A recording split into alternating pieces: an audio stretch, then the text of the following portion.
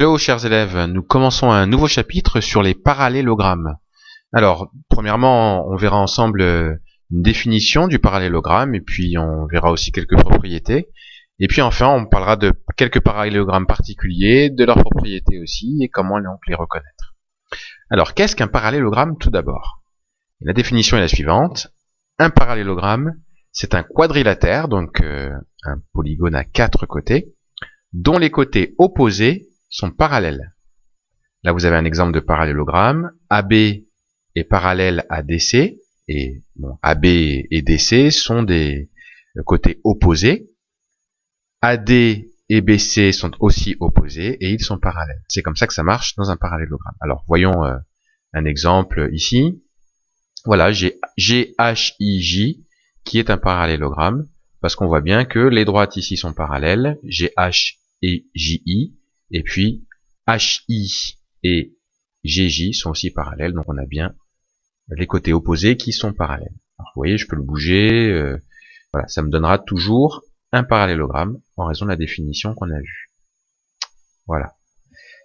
Alors, qu'est-ce que on a? Il faut juste aussi rappeler par rapport au parallélogramme. Donc ça, c'est un rappel de 6e, on va dire, la manière de nommer un parallélogramme. On peut nommer ce parallélogramme de plusieurs façons. On peut le nommer ABCD, mais on peut aussi le nommer BADC par exemple, ou BCDA.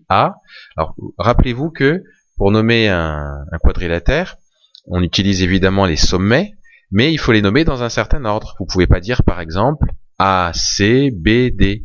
Il faut les nommer sur